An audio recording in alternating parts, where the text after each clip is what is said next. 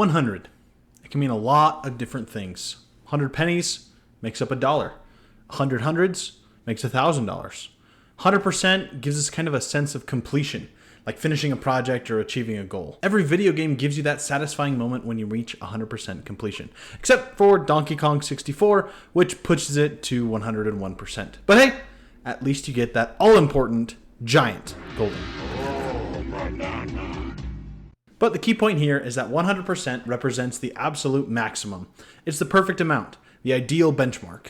And that's why today we're talking about the law of 100. Hey everybody, my name is Colton Bullock. Welcome back to the My Career Path podcast. Shout out to all my current Pathfinders. Really glad you guys are sticking with me and hope you enjoy the content moving forward. If you want to join the Pathfinders and get exclusive tips, updates, and inspiration for your own journey, make sure to subscribe and ring that bell so you never miss a future episode. More stuff is going to be coming here in the next few months, working on a couple of other ideas that you definitely don't want to miss out on. Lately, I've been diving into the book $1 Million Weekend by Noah Kagan and Tahl. I hope I said their names right. I apologize if I don't and you guys ever come across this kind of video. And I have to say, this book is packed with game-changing ideas. It lays out a simple but powerful framework on how to launch a 7-figure business. 48 hours to go from idea to execution, getting your first sale and getting the business up and running. I'll probably do a full book review once I've finished working through the whole thing. I'm still probably 2/3 of the way through and still filling out a lot of the stuff that he packs in this book. So stay tuned for that. Now, I know it sounds crazy to think you can build a successful business in just a weekend. And to be honest, I'm a bit skeptical myself, but that's exactly what this book is about. He gives a whole bunch of worksheets, a whole bunch of little trackers and tips and challenges that you can do in those 48 hours to try to get your idea up and running. Now, it's not a promise saying that, hey, after 48 hours, if you're not making 7 figures, you're a failure, but it's trying to get you up out of your chair, get you moving, and kind of get your idea into more of a reality. You don't need months or years and continual planning and research. You just need to generate some ideas, do a little research, and then start making it happen in 48 hours. Get your first dollar and land your first couple of customers just over the weekend.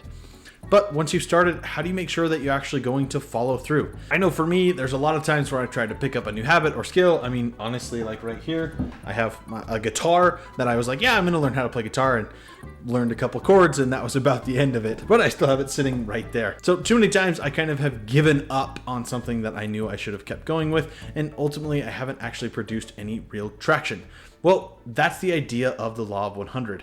It's kind of getting yourself outside of that mindset of, if I just did a little bit more research, if I just did a little bit more planning, then it would be flawless when it actually comes time to do the thing I want to do. So the law of 100 helps fix that problem. This law of 100 is a concept introduced by Noah Kagan, and it's all about building momentum through repetition. In order to get good at something and make it successful, you have to do it 100 times. You have to do it time and time and time again. If you haven't done something 100 times, you're not allowed to give up on it yet. 100 is just a good benchmark to make sure you're giving it your best effort and not giving up too soon. Whether it's starting a business, creating content, or learning a new skill, doing something 100 times forces you to move past the beginner phase. You stop being a neophyte, which is the word of the day, as I have decided. Neophyte means a beginner or a novice at something. Learned that from playing the Spider-Man game. Otto Octavius called me a neophyte. So anyway, what was I talking about? Oh yeah, the first few attempts, probably not going to be that great. But by the time you get 100, you've learned, you've improved, you've hopefully built some momentum. And that consistency is what actually sets people apart. Hopefully you have some ideas of what works and what doesn't after you do it 100 times. Think about how you started your last job.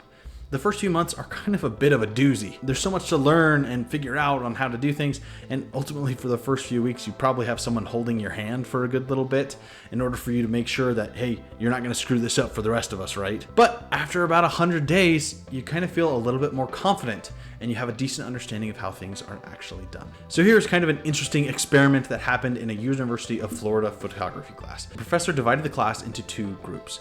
You had one group who had to submit 1 photo. But in order to get an A, it had to be almost perfect. And the second group, they had to submit 100 photos, regardless of quality. It was a classic quality versus quantity experiment. And if I were in that class and I got to choose which side I'd be on, I probably would have gone for the 1 perfect photo. It's a lot less effort than just the 100. And honestly, knowing myself, I probably would have waited until the last week and then tried to force a perfect photo into existence right before class started that very next day. The students who focused on quantity actually produced much better photos overall. Now, granted, there was a ton of bad photos, I'm sure, from these students, but because they did it 100 times, they were able to learn new skills, experiment with different ideas, regardless of whether they thought they were going to fail or succeed, because they were able to do it time and time again. According to thehuntingphotographer.com, at the end of the term, the professor was surprised to find that all the best photos were produced by the quantity group. During the semester, these students were busy taking photos, experimenting with composition and lighting, testing out various methods in the darkroom, and learning from their mistakes. In the process of creating hundreds of photos, they honed their skills. Meanwhile, the quality group sat around speculating about perfection.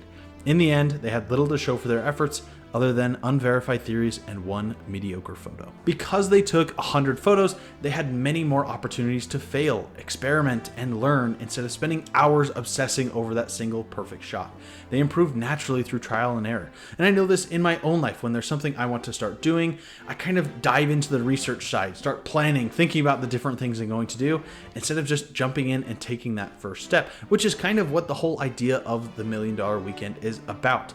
Get up off your butt, get going, and start making some results, regardless of however bad it is. The quantity students weren't so obsessed with how much planning or lighting or how much time they would need to set aside.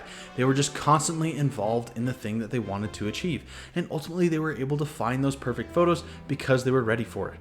Put yourself in the shoes of probably that quality group. You have one chance to make it. But that's not really how it is in life. We have so much time and so many opportunities available to us. It's just a matter of how are we going to capitalize on it and what are we going to work towards ourselves. So how does this apply to you? How can you use the law of 100 to build momentum quickly in your life? Noah suggests focusing on just creating 100 of something, whether that's 100 customers, 100 sales, 100 pieces of content, 100 cold calls, even 100 rejections. Get 100 no's as fast as you possibly can, because dispersed among all those no's, there'll probably be some perfect photos. Each rep gets you one step closer to your goal.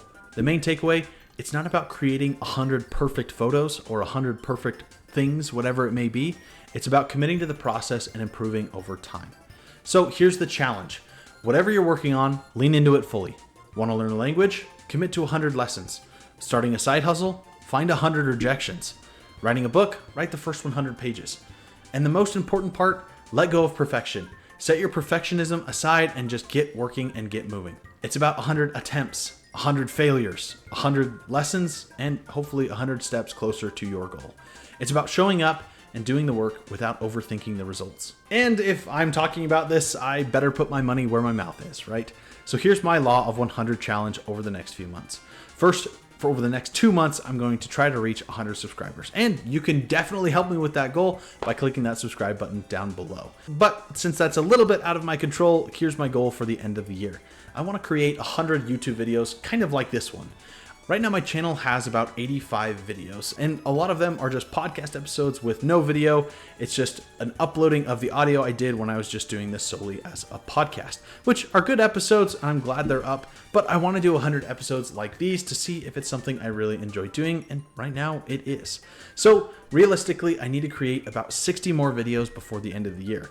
And if you're doing the math on that, it means more frequent uploads, not just once a week. So I probably should get to work on that as soon as I can, because it's going to be a little bit more work, but hopefully it'll pay off in the end. So what about you?